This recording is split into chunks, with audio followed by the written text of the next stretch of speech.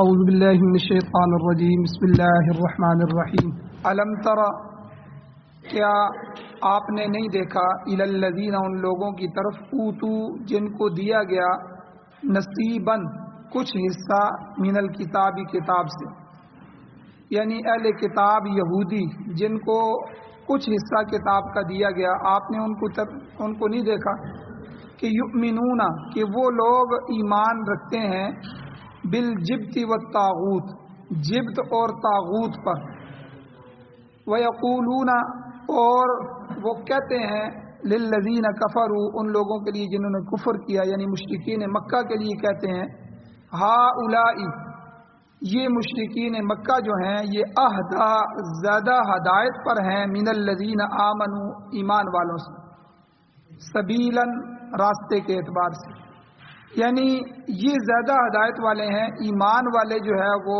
زیادہ ہدایت پر نہیں ہیں۔ اولئک الذین، یہی وہ لوگ ہیں کہ لعنہم اللہ، جن پر اللہ نے لعنت کی ہے۔ ومن یلعن اللہ، اور جس پر اللہ لعنت کر دے تو فلن تجد لہ نصیرا، آپ اس کے لیے کوئی مددگار نہیں پائیں گے۔ ام لہم نصیب، یا کیا ان کے لیے کوئی حصہ ہے من الملک، اس بادشاہت میں، کوئی زمین میں، کوئی بادشاہت میں ان کا کوئی حصہ ہے۔ فَإِذًا لَا يُؤْتُونَ النَّاسَ نَقِيرًا، اگر بالفرض ایسا ہو جاتا تو لا یؤتون الناس، تو وہ کبھی بھی لوگوں کو نہ دیتے نقیرا، ایک تل کے برابر بھی، یعنی یہودی اتنے حریص ہیں، اگر ان کو زمین کے اندر بادشاہت اللہ دے دیتا تو لوگوں کو ایک تل کے برابر بھی نہ دیتے۔ سورۃ النساء کی آیت نمبر 51، 52 اور 53، 3 آیتیں آج کے درس میں تلاوت ہوئی ہیں، آپ نے ترجمہ سنا۔ سب سے پہلے ربط آیات ہے، ان آیتوں کا پچھلی آیتوں سے تعلق کیا؟ گزشتہ آیات میں آپ نے سنا کہ اللہ تعالیٰ نے یہودیوں کی بیماریوں، ان کی بدماشیوں، ان کی قباحتوں کا تذکرہ کیا، اور اللہ نے ان کی مذمت بیان فرمائی۔ آج کی آیات بھی اسی سلسلے کی کڑی ہیں کہ اللہ تعالیٰ نے یہودیوں کی جو بری خصلتیں ہیں ان کو بیان کر کے اللہ نے ان کی مذمت بیان فرمائی۔ اور دوسری بات، یہاں ان آیتوں میں ان کی ایک سازش کا تذکرہ ہے جو انہوں نے کفار مکہ کے ساتھ مل کر نبی علیہ الصلوۃ والسلام کے خلاف اور مسلمانوں کے خلاف سازش رچی تھی، اس سازش کا تذکرہ۔ تیسری بات یہ ہے کہ جھوٹ اور مکر اور فریب، جھوٹ بولنا اور دھوکہ دینا، مکر کرنا، فریب، یہ ان کی سرشت میں داخل ہے، ان کے خون میں داخل ہے یہودیوں کی۔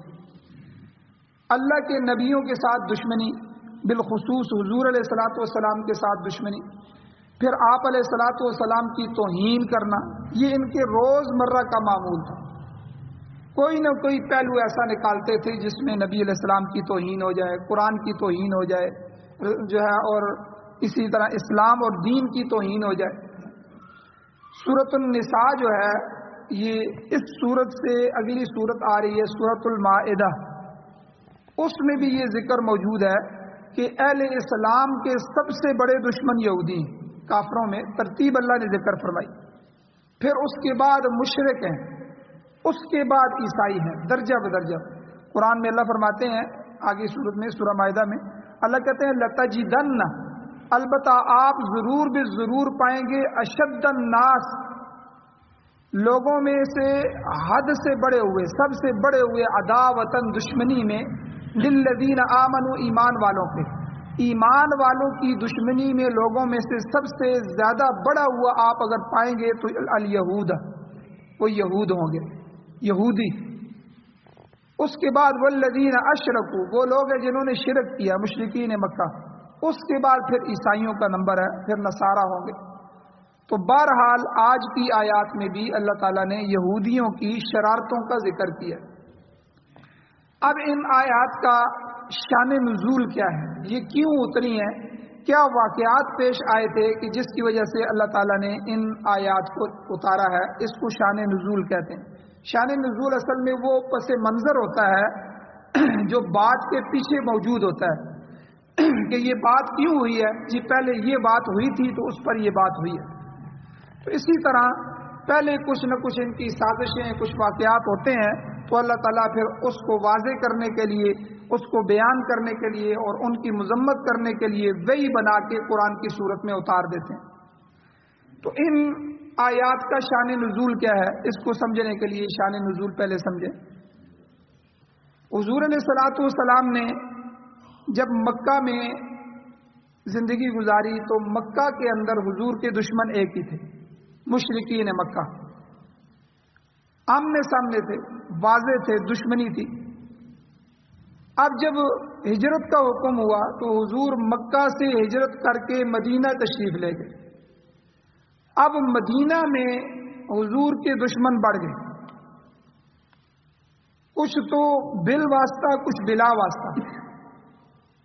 اب مدینہ میں ایک تو یہودی موجود تھے، دوسرا وہاں کے شرک کرنے والے قبائل مشرک موجود تھے، تیسرا طبقہ مدینہ میں جا کے منافقین کا پیدا ہوا جو اوپر اوپر سے مسلمان تھے اور اندر سے پوری اطاعت کرنے کے لیے تیار نہیں تھے، نہ بھی نہیں کر سکتے تھے کہ کفر میں شامل ہو جائیں گے اور ہاں بھی نہیں کر سکتے تھے۔ اس لیے اللہ تعالیٰ نے قرآن مجید میں فرمایا مذبذبین بین ذالک، وہ ان واقعات کے درمیان مذبذب رہتے ہیں، ان کو تذبذب کا شکار ہے۔ لا الہ ہؤلاء ولا الہ ہؤلاء، نہ پوری طرح اس طرف ہوتے ہیں نہ پوری طرح اس طرف ہوتے ہیں۔ تو منافقین، یہ بڑا سخت فتنہ پیدا ہوا، اپنے ہی تھے، اپنوں سے ہی نقصان ہونا یہ بڑا خطرناک ہوتا ہے۔ غیر جو دشمن ہے وہ سامنے ہوتا ہے، وہ اپنی بستیوں میں رہ رہا ہوتا ہے، اپنے ملک میں رہ رہا ہوتا ہے، اس پر بندے کی نظر ہوتی ہے، وہاں بندہ اپنے جاسوس چھوڑ سکتا ہے، ان کے حالات جان سکتا ہے، ان سے دفاع کر سکتا ہے، یہ ساری چیزیں سامنے کے دشمن سے ہو سکتی ہیں۔ لیکن جو آپ کی برادری کا ہی ہو، آپ کے گلی میں ہی رہ رہا ہو، آپ کے گھر میں ہی رہ رہا ہو، آپ کی مجلس میں اس کا آنا جانا ہو، اپنے آپ کو آپ جیسا ہی کہہ رہا ہو، تو اس سے بچنا بہت مشکل ہوتا ہے۔ تو یہ دوسرا طبقہ منافقین کا پیدا ہوا، اور تیسرا طبقہ مشرکین مکہ کا تھا جن کو پیچھے چھوڑ کے آئے تھے، جو ہر لمحے یہ چاہتے تھے کہ یہ مسلمان ختم ہو جائیں۔ اور چوتھا طبقہ عیسائیوں کا تھا، چونکہ عیسائی یہاں موجود نہیں تھے، عیسائی کیسر جو ہے وہ شام اور ان علاقوں میں تھے، اس لیے وہ ادھر موجود نہیں تھے، لیکن بہرحال عیسائی بھی نبی علیہ السلام کے دشمن بن گئے۔ تو یہ کئی دشمن پیدا ہوئے۔ اب حضور علیہ السلام جب مدینے میں پہنچے تو حضور علیہ السلام کی سوچ اور تدبر دیکھیں۔ حضور نے جاتے ہی جتنے بھی مدینے کے قبائل تھے، جتنے قبیلے تھے، ان میں مدینے کے مشرکین بھی تھے، مدینے کے سارے قبائل بھی تھے، ان میں مدینہ کے یہودی بھی تھے، سارے کے سارے جتنے طبقے مدینے میں موجود تھے ان کے ساتھ ایک معاہدہ کیا۔ اس معاہدے کو میثاق مدینہ کا نام دیا جاتا ہے، میثاق مدینہ۔ اب اس معاہدے میں رسول اللہ صلی اللہ علیہ وسلم نے یہ طے کیا کہ بھئی اہل اسلام یعنی مسلمان اور مدینے کے گرد و نواح میں رہنے والے تمام قبائل اپنے اپنے دین پر قائم رہیں گے، یہودی اپنے دین پہ قائم رہیں، مشرکین اپنے دین پہ قائم رہیں، مسلمان اپنے دین پہ قائم رہیں گے۔ ہمیں آپس میں جنگ نہیں کرنی، چونکہ ہم مدینہ میں آ گئے ہیں، یہودی بھی مدینہ میں ہے اور مشرکین بھی مدینہ میں ہے اور مسلمان بھی مدینہ میں ہے۔ ہم اگر آپس میں لڑیں گے تو مدینہ کمزور ہو جائے گا، اس لیے ہم نے ایک معاہدہ آپس میں کرنا ہے کہ آپس میں اپنے اپنے دین پر قائم رہتے ہوئے ہم نے اتفاق اور اتحاد کی فضا کو برقرار رکھنا ہے، آپس میں اتحاد اور اتفاق رکھنا ہے۔ اور اس کے لیے صورت یہ ہے کہ مدینے میں ہم آپس میں نہیں لڑیں گے، مدینے میں رہ کر ہم آپس میں لڑائی نہیں کریں گے، اور مدینے سے باہر جو بھی ہمارے دشمن ہیں، یہودیوں کا دشمن ہے یا مشرکین کا دشمن ہے یا مسلمانوں کا دشمن ہے، کوئی بھی دشمن ہے، چونکہ وہ ہمارا دشمن نہیں ہے، وہ مدینے کا دشمن ہے، اس لیے باہر سے کوئی بھی آدمی حملہ کرے گا تو ہم سب مل کر اس کا دفاع کریں، ہم مدینے کو بچائیں گے۔ چونکہ مدینہ اب اسلامی ریاست، اسلامی اسٹیٹ بننے جا رہا تھا، تو اس لیے رسول اللہ صلی اللہ علیہ وسلم نے یہ پہلا قدم اٹھایا کہ بھائی ان سب قبائل سے ایک معاہدہ کر لیا جائے۔ بڑا زبردست معاہدہ تھا، اگر اس پر معاملات باقی رہتے تو بڑا فائدہ تھا، لیکن جو یہودی ہیں وہ بڑے شاطر قسم کے لوگ تھے اور کمینے قسم کے لوگ تھے، جس طرح میں نے پہلے کہا اور قرآن مجید میں بھی بیان کیا کہ وہ کمینگی کی آخری حد تک اتر جاتے تھے۔ اب بھی دنیا میں جتنا فتنہ، جتنا فساد ہو رہا ہے وہ انہی یہودیوں کی وجہ سے ہو رہا ہے۔ پوری دنیا کے اندر عیاشی، فحاشی اور جو ہے اس طرح کے برے قوانین پاس کرنا اور انسان کو انسانیت سے نکال کے جانور کی کیٹیگری میں داخل کرنا۔ تو بہرحال ان میں سے جو بڑا عالم تھا ان کا یہودیوں کا، کعب بن اشرف، اور یہ عالم بھی تھا اور مدینہ کے قریب ہی اس کا اپنا ایک الگ قلعہ تھا، بڑا قلعہ، کعب بن اشرف کا قلعہ مشہور تھا۔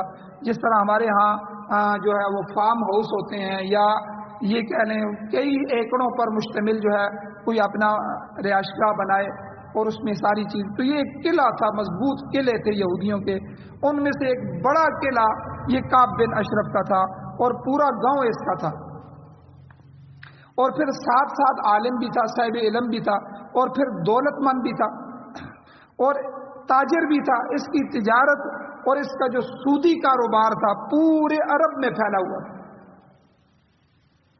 ہر ایک کو سود دیا تھا، چونکہ جو آدمی جس کو سود دیتا ہے، جس کو قرضہ دیتا ہے، وہ لوگ اس کی بات مانتے ہیں، اس کا اثر اس پہ ہو جاتا ہے، تو اس لیے یہ ایک با اثر آدمی بھی تھا۔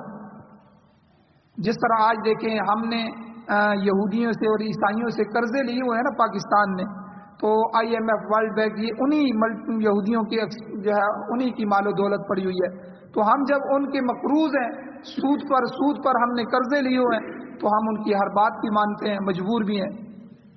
جیسا وہ کہتے ہیں، کبھی ختم نبوت کے قانون کو وہ چھیڑ رہے ہیں، کبھی مدارس کو دبانے کی کوشش کر رہے ہیں، کبھی مساجد کو۔ آج آپ دیکھیں مسجد بنانا جرم بن گیا، آپ مسجد بنائیں تو آپ کے کاغذ ہی کلیئر نہیں ہوتے، 13، 14 یا 20 قسم کی ایجنسیاں ہیں، وہ اس کو کلیئر کریں گی، گورنمنٹ کلیئر کرے گی۔ اس کے مقابلے میں آپ سینما بنائیں، سینما بنانے میں آپ کے لیے کوئی مشکل نہیں ہے، زمین خریدیں، آپ کو اجازت دے دیں۔ تو یعنی یہ حالت ہماری ہوگی، یہ میں اپنے ملک کی بات کر رہا ہوں۔ تو اسی طرح یہ کعب بن اشرف جو تھا، یہ تاجر تھا اور یہ اپنی رقم جو ہے یہ پورے عرب میں سود پر دیتا تھا۔ اب ہر بندہ، ہر چوتھا 10واں بندہ اس سے قرض لیا ہوا تھا، تو با اثر آدمی تھا۔ اس لیے یہودیوں نے اس کو منتخب کیا کہ آپ ہماری طرف سے جا کے اس میثاق مدینہ جو معاہدہ ہو رہا ہے اس پہ آپ دستخط کریں، آپ اس پہ معاہدہ کریں اور آپ اس پہ بات چیت کریں۔ اب یہ آیا اور اس نے وہاں دستخط بھی کیے اور معاہدے کی پابندی کا وعدہ بھی کیا کہ ہم پابندی کریں گے، مسلمان بھی پابندی کریں، باقی قبائل بھی پابندی کریں، یہود کی طرف سے میں ضمانت دیتا ہوں، ہم جو ہے عہد کرتے ہیں ہم پابندی کریں گے۔ اب یہ ایک چال تھی اس کی کہ ہم مسلمانوں کو مطمئن کرتے ہیں، مطمئن کرنے کے بعد جو ان کے باہر کے جتنے دشمن ہیں ان سب دشمنوں کو اکٹھا کر کے ہم جو ہے ان پر حملہ کرواتے ہیں، اور وہ دشمن باہر سے حملہ کرے گا، جب ہم دیکھ لیں گے کہ دشمن آ چکا ہے اندر سے ہم پھر ان کو ماریں گے۔ اب یہ سازش اس کی دیکھیں، میں اسی لیے کہہ رہا تھا، قرآن نے بھی جگہ جگہ کہا دنیا کے سب سے مکر و فریب دینے والے جھوٹے اور شرارتی قسم کے لوگ یہ ہوتے ہیں۔ اب حضور کے ساتھ یہ کر رہا ہے، اب معاہدے کی دستخط کر دی، اس نے پابندی کر دی، وعدہ یقین دلا دیا کہ ہم پابندی کریں گے، سب کچھ ہو گیا۔ اس کے باوجود اس شخص کے دل میں مسلمانوں کے ساتھ دشمنی تھی، بغض تھا، اور ہمیشہ در پردہ مسلمانوں کو نقصان پہنچانے کی کوشش میں رہتا تھا۔ اب اس دوران جب مسلمان مدینہ میں آئے تو 2 جنگیں مسلمانوں کی جو ہے وہ کافروں سے، مشرکین مکہ سے ہو چکی تھی۔ اب دیکھیں مشرکین مکہ میں بھی چین سے نہیں بیٹھ رہے تھے، وہاں سے آ کے غزوہ بدر، غزوہ احد ہو رہا تھا کہ یہ مسلمان ختم ہو جائیں، اتنی سخت دشمنی، حالانکہ اپنے قبیلے ہیں۔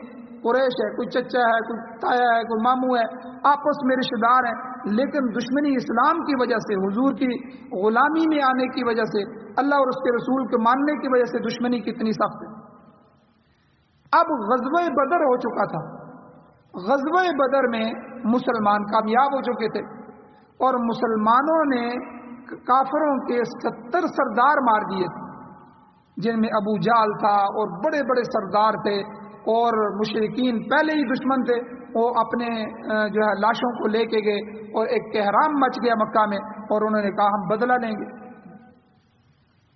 اب یہ جو خبیث تھا, یہ کعب بن اشرف یہودی, اس کو موقع مل گیا. یہ ہمیشہ دنیا میں موقع تلاش کرتے رہتے ہیں, ان کے افراد ہر جگہ ان کو مہیا ہوتے ہیں کہ کہاں اور کس جگہ. اور جیسا کہ یہ ابھی کل پرسوں کی بات ہے, ملالہ کو ابھی یہ پاکستان لے آئے. اب جو ہے دوسرا بڑا فتنہ ملالہ کا فتنہ ہوگا. ہو سکتا ہے اس کو آگے لے کے آئیں, یا اس کو ایک جو ہے وہ وزیر اعظم بنانے کی کوشش کریں, یا کچھ بھی کر سکتے ہیں. لیکن اب یہ موقع تھا کہ قوم افراتفری کے اندر مبتلا ہے, قوم مہنگائی کے سیلاب کے اندر مبتلا ہے, قوم جو ہے وہ دوسری بڑی مصیبتوں میں گرفتار ہے. تو اس لیے چند ٹکوں کے لیے جو ہے کچھ ڈالر دیں گے ان کو, اور اس کے بدلے میں اپنا کام کریں.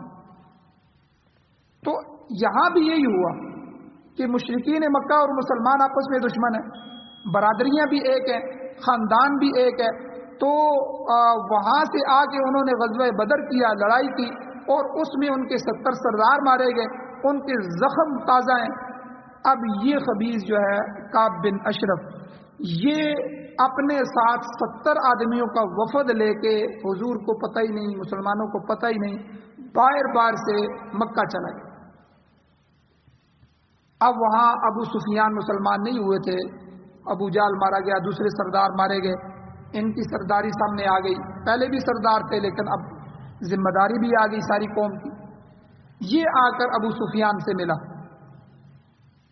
اور آ کر ان کو کہا کہ دیکھو محمد صلی اللہ علیہ وسلم تمہارے بھی دشمن ہیں, ہمارے بھی دشمن ہیں.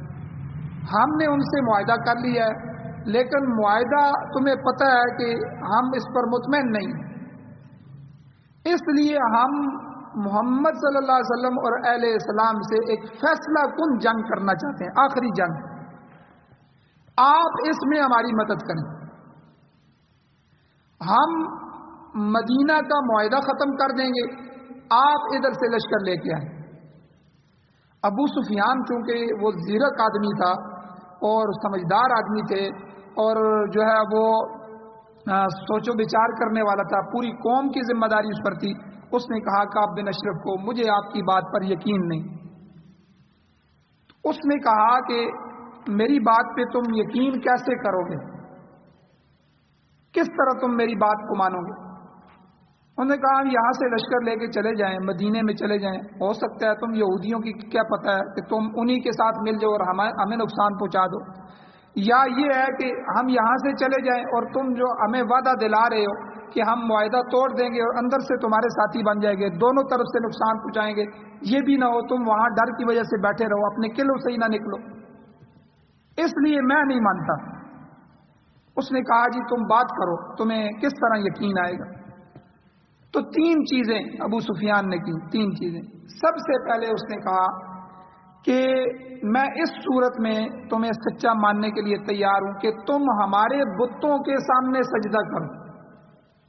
اب یہودی جیسے بھی تھے وہ بت پرست نہیں تھے, ان کے اوپر آسمانی کتاب آئی تھی, موسیٰ علیہ السلام کے امتی تھے سارے, اور پھر ان کے پاس تورات موجود تھی. بظاہر وہ شرک کے اندر اس طرح مبتلا نہیں تھے. عزیر علیہ السلام کو ضرور اللہ کا بیٹا کہتے تھے, وہ مشرک ہو گئے, یا دوسری چیزیں کرتے تھے, لیکن بتوں کو سجدہ نہیں کرتے تھے, وہ مشرک نہیں تھے. لیکن اسلام کی دشمنی آپ دیکھیں, اسلام کے بارے میں, نبی علیہ السلام کے بارے میں, قرآن کے بارے میں جو غیظ و غضب یہود کے دل میں تھا, اس کی وجہ سے اس نے سجدہ بھی کر دیا. حالانکہ با اثر آدمی تھا, انکار بھی کر سکتا تھا, پھر ان کا عالم بھی تھا, اہل علم میں سے تھا, عام یہودی بھی نہیں تھا. سب کچھ ہونے کے باوجود ان کی فطرت دیکھیں, یعنی یہ آپ دیکھیں نا, یہ کوئی آج کی باتیں نہیں ہیں جو یہ کر رہے ہیں. کہ نبی علیہ السلام کی مخالفت میں ان اسلام اور مسلمانوں کو مٹانے کی، کیونکہ حضور کے آنے سے پہلے مدینہ پر یہودیوں کا قبضہ تھا، جس کو چاہتے تھے قرضہ دیتے تھے، جس کو چاہتے تھے۔ اوس اور خزرج جو قبائل تھے ان کو آپس میں لڑایا ہوا تھا انہوں نے، اور لڑائی میں ان کا فائدہ یہ تھا کہ ایک بھی آ کے ان سے اسلحہ خریدتا تھا، دوسرا بھی آ کے ان سے اسلحہ خریدتا تھا۔ ان کی قلعوں کے اندر بڑی بڑی فیکٹریاں لگی ہوئی تھیں جو تیر، تلوار، نیزے اور یہ ساری چیزیں بناتے تھے، اور یہ دونوں سے معاہدہ کر کے جو ہے وہ دونوں کو لڑا رہے تھے۔ اسی طرح سمجھ لیں جس طرح آج کل سعودیہ اور قطر کی لڑائی کروانا چاہتے ہیں، حالانکہ بھئی دونوں کو کہتے ہیں کہ در پردہ کہ بھئی ہم تو عالمی ڈیلر ہیں، آپ ہم سے اسلحہ خریدیں، ہم دیں گے، ہم سے تو اسلحہ بیچنے والے ہیں۔ تو کروڑوں ڈالر جو ہیں ان کی سالانہ آمدنی جو ہے، اربوں ڈالر ان کے اسلحے کی مد میں ہوتی ہے۔ پوری دنیا کو یہ جو امریکہ اور یہ یہودی اسلحہ سپلائی کرتے ہیں، جتنا بھی جہاں خناسیت ہو رہی ہے وہ انہی کی وجہ سے ہو رہی ہے۔ تو اب جو ہے اوس اور خزرج جو قبیلے ایک دوسرے کے خون کے پیاسے تھے، حضور کے آنے کی وجہ سے دونوں مسلمان ہو گئے، دونوں قبیلے مسلمان ہو گئے، دونوں بھائی بن گئے۔ اب یہ بھی ان کو جو ہے وہ تکلیف تھی، یہ بھی غصہ تھا۔ پھر اگلا جو مسلمانوں نے اس کو مدینہ کو اسلامی سٹیٹ بنا دیا، یہ تو یہودیوں کے لیے بالکل ہی قابل قبول نہیں تھا۔ اس لیے وہ ہر حالت میں چاہتے تھے کہ یہ مسلمان یہاں سے ختم ہو جائے، چاہے کچھ بھی ہو جائے۔ اور آپ دیکھیں کتنا گر گیا وہ فطرت کے لحاظ سے کہ اس نے بتوں کو سجدہ بھی کر لیا۔ اچھا، اس کے بعد مشرکین مکہ نے کہا، ابو سفیان نے کہا کہ اچھا اگلی بات یہ ہے کہ تم مجھے یقین دلانے کے لیے یہ بات کہو کہ اپنی جگہ کی بات ہے، ہم بھی ایک مذہب رکھتے ہیں اور مسلمان بھی ایک مذہب رکھتے ہیں، ہم بھی کہتے ہیں کہ ہم دین ابراہیمی پر ہیں۔ مشرکین مکہ اپنے آپ کو ابراہیم، چونکہ نسل تو ابراہیم علیہ السلام کی تھی، اسماعیل علیہ السلام کی ساری نسل آ رہی تھی۔ یہودی جو تھے ادھر سے بنی اسرائیل، وہ حضرت ابراہیم علیہ السلام کے دوسرے بیٹے جو تھے حضرت اسحاق علیہ السلام، ان کے بیٹے یعقوب علیہ السلام، یعقوب علیہ السلام کے بیٹے یوسف علیہ السلام، اور پھر چلتے چلتے یہ بنی اسرائیل میں سے آ رہے تھے یہودی۔ اور اسماعیل علیہ السلام کی اولاد میں سے اور نبی تو کوئی نہیں آیا، حضور صرف آئے، لیکن یہ نسل تو چل رہی تھی۔ مشرکین مکہ میں وہ موجود تھے، کہتے تو دونوں لڑی جو تھی وہ اپنے آپ کو دین ابراہیمی پر، ہمارے بڑے ابراہیم علیہ السلام تھے، ہم انہی کے دین پر ہیں۔ یہودی بھی یہی کہتے تھے۔ اب مشرکین مکہ نے اور ابو سفیان نے ان سے سوال کیا کہ دیکھو، ان کا بھی ایک دین ہے، ہمارا بھی ایک دین ہے، وہ بھی دین ابراہیمی کا دعویٰ کرتے ہیں، ہم بھی دین ابراہیمی کا دعویٰ کرتے ہیں، تم یہ بتاؤ کہ ہمارا دین اچھا ہے کہ ان کا دین اچھا ہے؟ اس نے کہا، بدبخت دیکھیں، اس نے کہا بادشاہو، بیت اللہ آپ کے پاس ہے، مسلمان تو بیت اللہ کو چھوڑ کے چلے گئے، وہ تو مدینہ میں، بیت اللہ آپ کے پاس ہے، طواف یہاں آپ کرتے ہیں، اور یہاں آنے والے جو حاجی ہیں ان حاجیوں کی خدمت آپ کرتے ہیں، ان کو ستو پلاتے ہیں اور ان کو کھانے کھلاتے ہیں، سارا کچھ تو آپ کر رہے ہیں، اور اسی طرح جانور آ کے یہاں آپ ذبح کرتے ہیں، یہ سب خدمتیں آپ کر رہے ہیں، تو مگر محمد صلی اللہ علیہ وسلم وہ تو اپنے آباء و اجداد کے دین کو ترک کر چکے ہیں، وہ تمہارے ہیں، وہ تو تمہارے نہیں ہے، تمہارے دین کو تو وہ چھوڑ چکے ہیں، تو اس لیے تمہارا دین ان سے اچھا ہے۔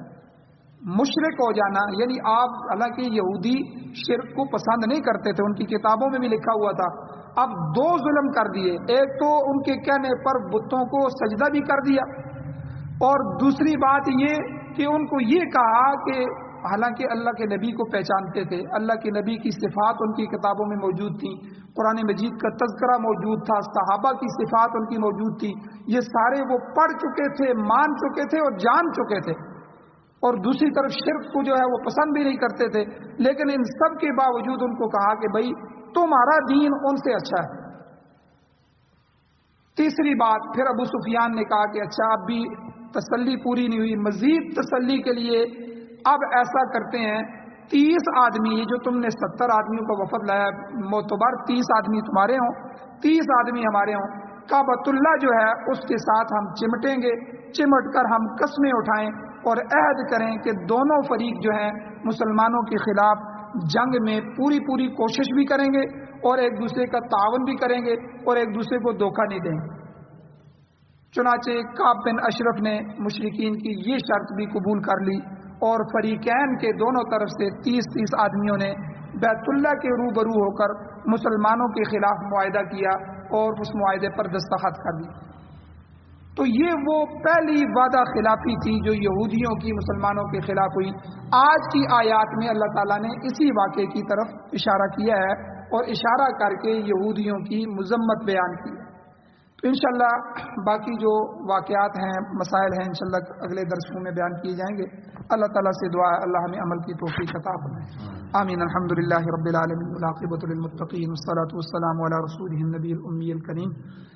یا اللہ ہماری کمیوں کو تائیوں کو معاف فرمائیے، درگزر فرمائیے، صغیرہ کبیرہ گناہوں کو معاف فرمائیے۔ یا اللہ ہمیں اسلام نصیب فرمائیے، قرآن و سنت کی بالادستی، قرآن و سنت کی حکومتیں نصیب فرمائیے۔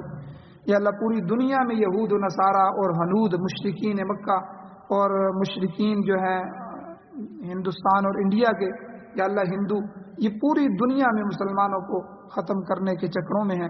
یا اللہ طرح طرح کے عذابات ہیں اور ہم بھی دین سے دور ہو گئے ہیں۔ سب سے بڑی لعنت جو ہمارے اوپر پڑی ہے، یا اللہ آپ سے دوری، آپ کے رسول سے دوری، آپ کی قرآن جو بھیجی ہوئی کتاب ہماری تھی اس سے دوری، یا اللہ اسی کی وجہ سے عذابات ہیں۔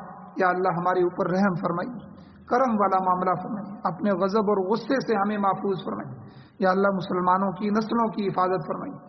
یا اللہ اسلام نصیب فرمائیے، قرآن نصیب فرمائیے۔ یا اللہ یہود و نصارہ کی ان چالوں سے ہمیں محفوظ فرمائیے، دجال کے فتنے سے محفوظ فرمائیے۔ یا اللہ حضرت مہدی کے لشکر میں شامل ہونے کی توفیق عطا فرمائیے، مضبوط ایمان نصیب فرمائیے۔ یا اللہ ایمان پر جو صفات ہیں وہ ساری صفات نصیب فرمائیے۔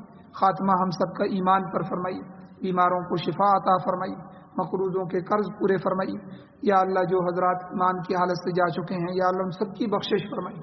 صلی اللہ تعالی علی خیر خلقہ محمد و آلہ و اصحابہ اجمعین برحمتک یا ارحم الراحمین۔